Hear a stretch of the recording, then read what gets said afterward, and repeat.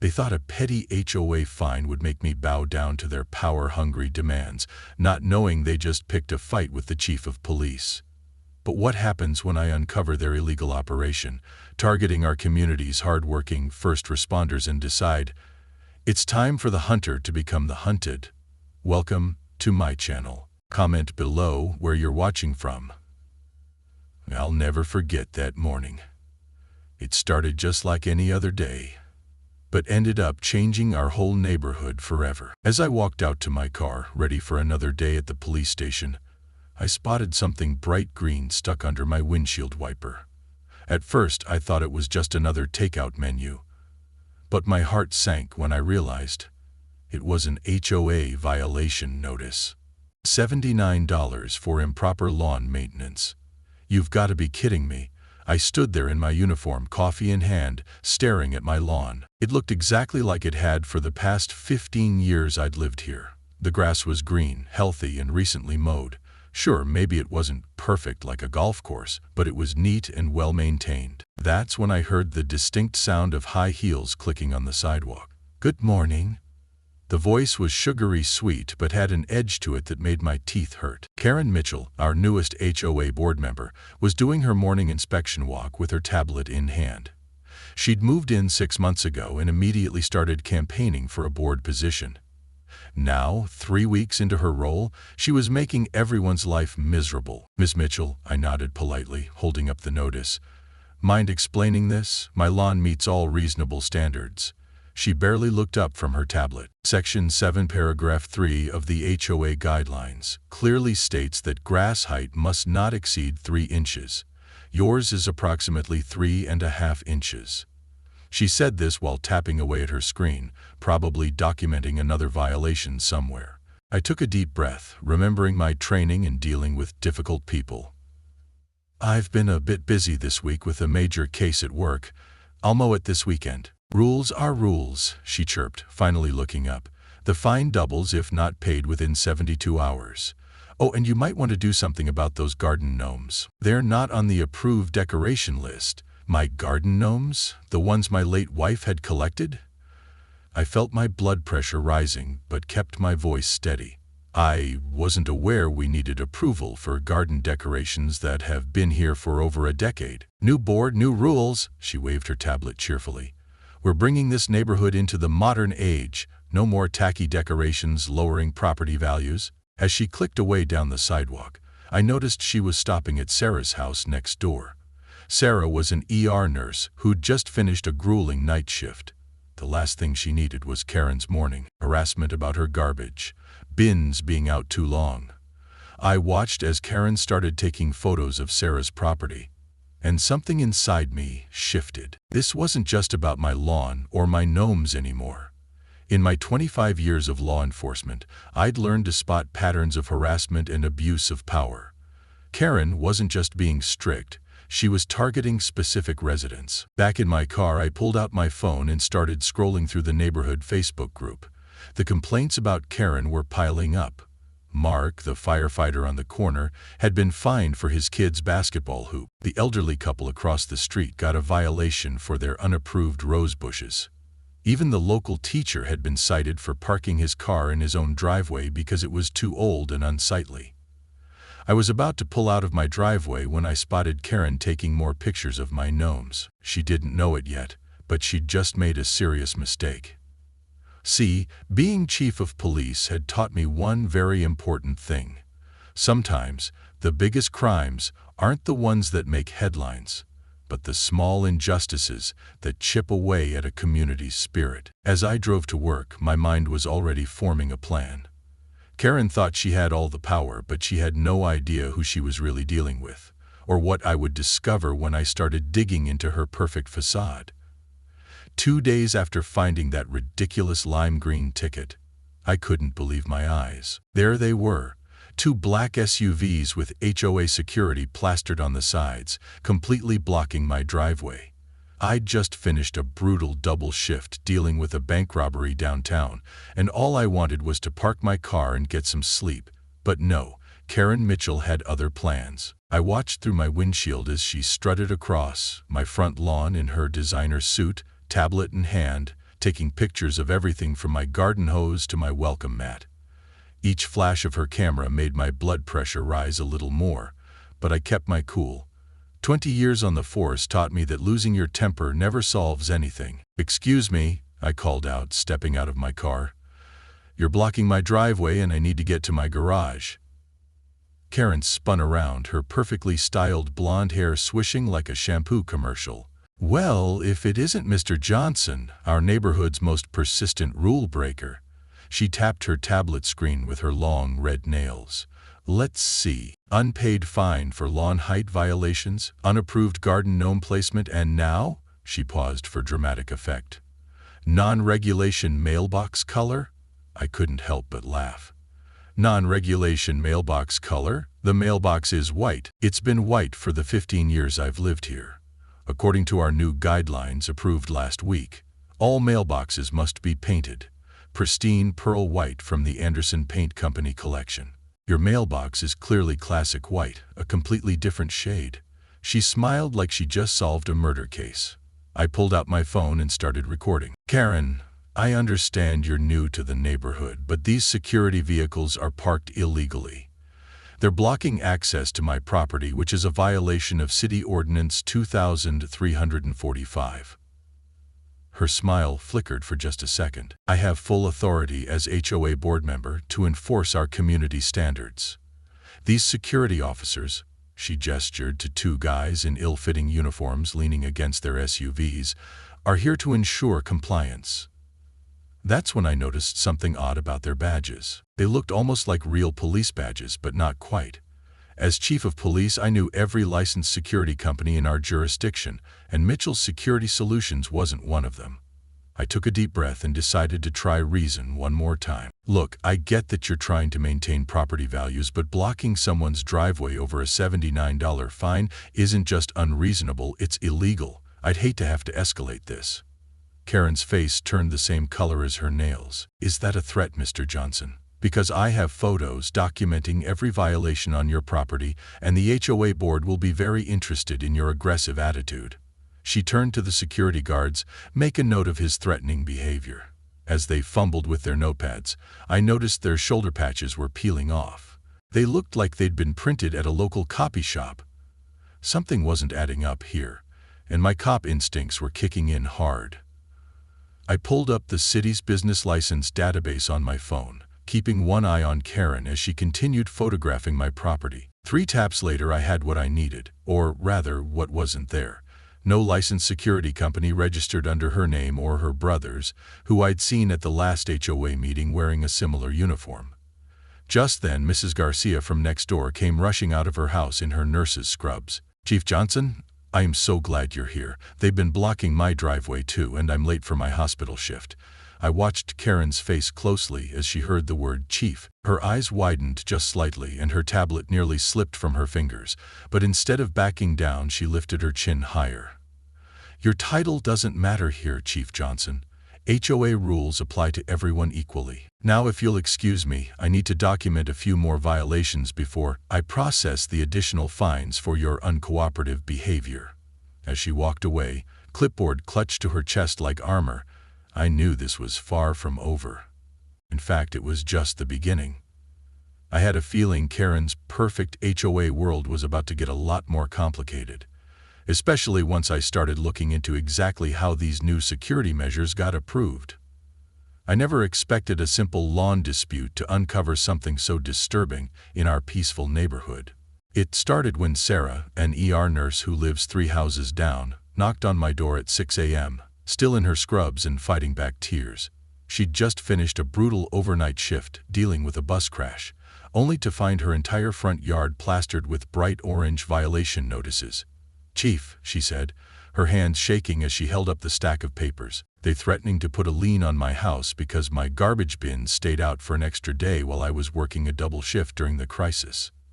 The sight of this dedicated nurse, who'd just spent 16 hours saving lives, being harassed over garbage bins, made my blood boil. But Sarah wasn't alone. As I started asking around, more stories emerged. Mark, the firefighter on Maple Street, showed me citation after citation for his kids. Basketball hoop, the same hoop that had been there for 5 years without issue before. Karen joined the board.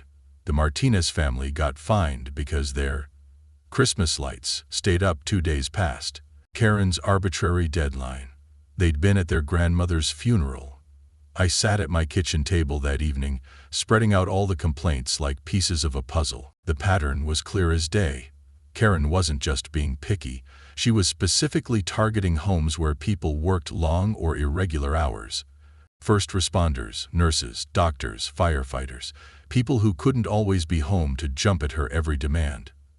My police instincts kicked in.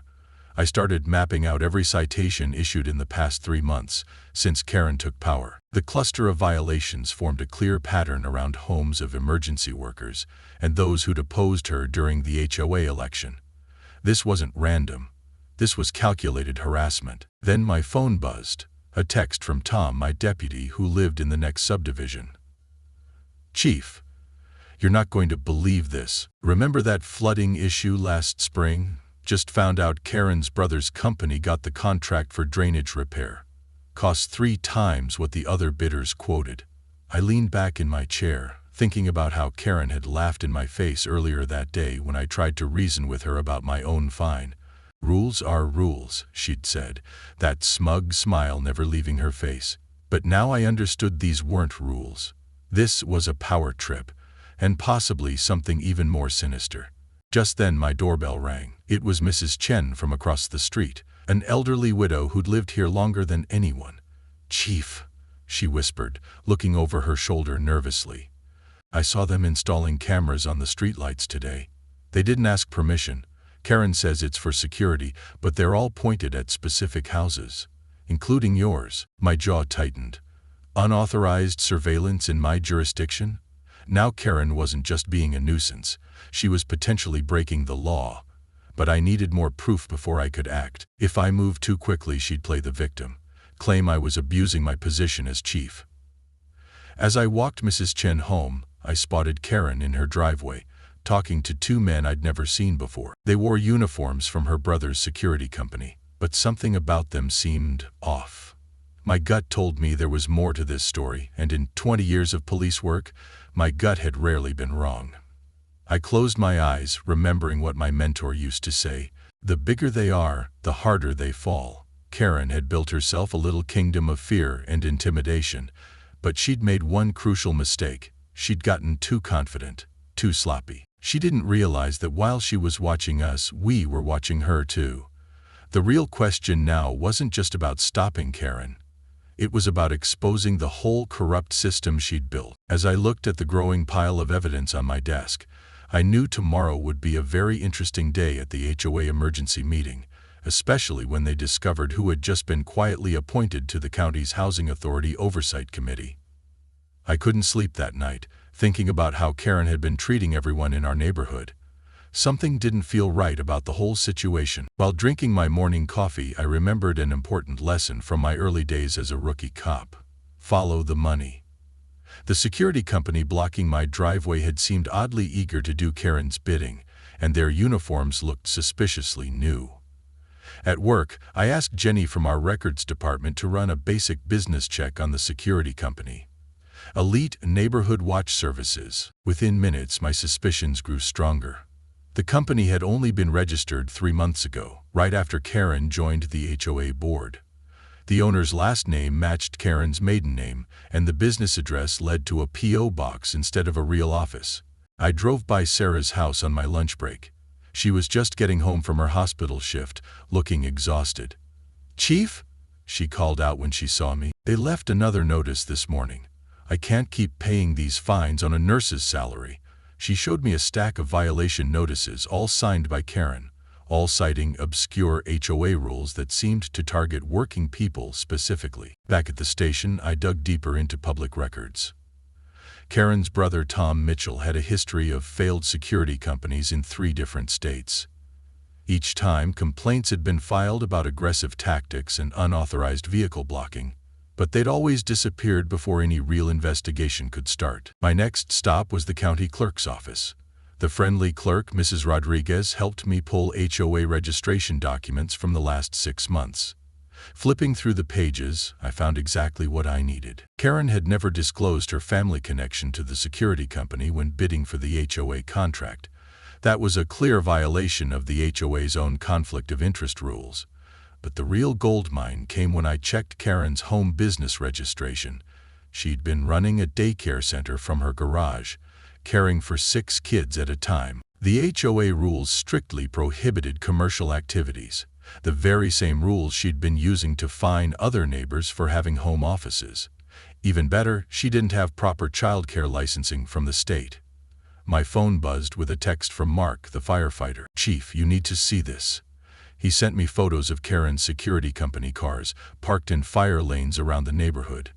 As a firefighter, he knew exactly how dangerous this was. "We couldn't get a truck through there if we needed to," his message read.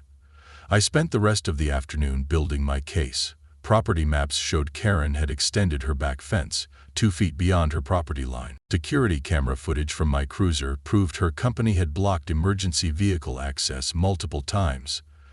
The HOA's financial records revealed she'd been pushing the board to increase fines while directing all security contracts to her brother's company. The evidence was mounting, but I had to be smart about how I used it. Karen had friends on the city council, and I needed to make sure everything was completely legal and properly documented. I made copies of every document and stored them in both digital and physical formats. Years of police work had taught me to always have backups. Just as I was finishing up, Officer Rodriguez rushed into my office. "Chief, you won't believe this. That security company tried to boot Dr. Thompson's car at the emergency room entrance. He was rushing in for a critical surgery." My blood boiled, but I kept my cool. This was the final piece I needed. I sat back in my chair, looking at the wall of evidence I'd gathered. Karen had no idea what was coming. In her rush to build her little kingdom of power, she'd left a trail of violations that would shock even her supporters on the HOA board. The real question now was timing, when and how to present this information for maximum impact. A text message lit up my phone screen. It was from one of my sergeants. "Karen just submitted a proposal for expanded security measures. The emergency HOA meeting called for tomorrow night." I smiled, knowing the perfect moment had just presented itself. Sometimes the best investigations are the ones where you let your target walk right into the trap they've set for others. Walking into that HOA meeting, my heart was pounding, but I kept my face calm. Karen stood at the front of the room in her designer suit, waving around a stack of papers about her new community safety program. I watched as she talked about hiring more security guards and adding cameras on every street.